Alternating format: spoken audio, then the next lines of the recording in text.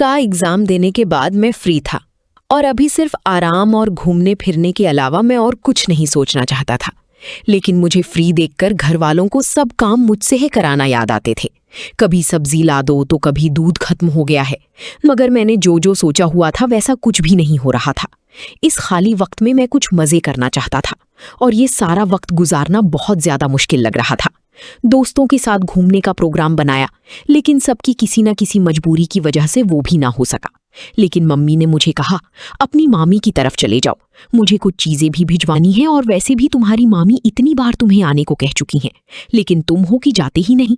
मेरी मामी दिल्ली में रहती थी और मुझे वहां जाना कभी भी इतना पसंद नहीं था, इसलिए पिछले 3-4 साल से मैं उनके पास गया ही नहीं था। वैसे तो मैं इनकार कर देता, लेकिन फिर मैंने सोचा कि घर पर रहने से तो अच्छा है कि मामी के घर ही चला जाऊं। वहां थोड़ा मेरा वक्त भी गुजर जाएगा, वरना घर पड़े पड़ी मेरी सारी छुट्टियां बेकार हो जाएंगी। 2 दिन के बाद मैं मामी के घर के लिए रवाना हो गया। मामी का घर दिल्ली की एक छोटी सी इलाके में था। मामी मुझे देखकर बहुत खुश हो गई। मेरी मामी के 2 बच्चे थे, लड़की बड़ी थी और लड़का छोटा। दोनों ही स्कूल गए थे और मामा भी घर पर नहीं थे। मामी ने बताया कि तुम्हारी मामा का दूसरे शहर में तबादला हो गया, इसलिए वो सिर्फ हफ्ते में एक ही दिन आते हैं।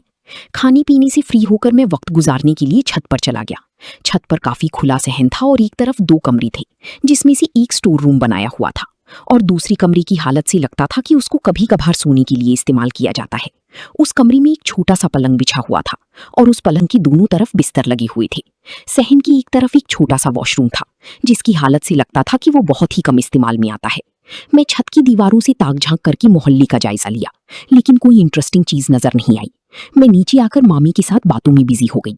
थोड़ी देर बाद बाहर का दरवाजा खुला और स्कूल यूनिफॉर्म में एक गोरी खूबसूरत लड़की घर में दाखिल हुई। उसके आने के अंदाज से मुझे मालूम हो गया कि ये मामी की बेटी ही है।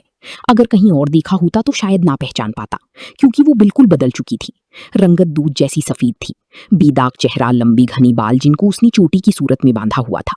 धूप की वजह से उसके सफेद रंग में सुर्खी आ रही थी।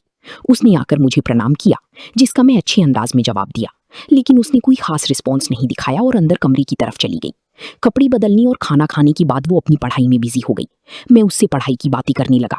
वो मेरी बातों का बेरुखी से जवाब दे रही थी, उसके अलावा और कोई बात नहीं कर रही थी। मेरी पूछने पर उसने बताया कि वो 10वीं क्लास में पढ़ रही थी है और आजकल उसके स्कूल में टेस्ट चल रहे हैं। मैं मामी और उनकी बेटी से बातें में लग गया, लेकिन मेरा जहन बार बार उसकी तरफ ही जा रहा था। वो मुझे जितना इग्नोर कर रही थी, मैं उतना ही उसके पास जाने के लिए बहाने तलाश कर रहा था।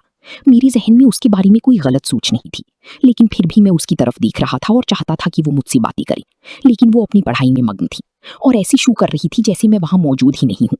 रात को सब लोग छत पर सोते थे। मेरे लिए भी मामी ने एक साइड पर चरपाई पर बिस्तर बिछा दिया। वो मामी के करीब वाली चरपाई पर सो रही थी।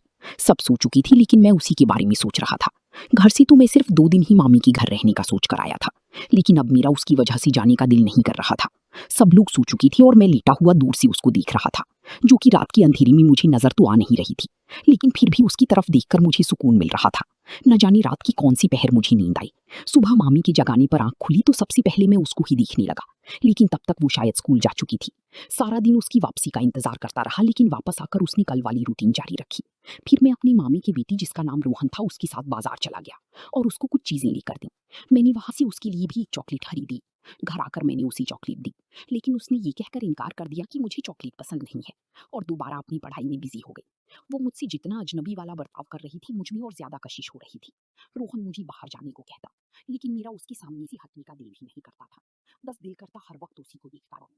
इस रात भी हम सब छत पर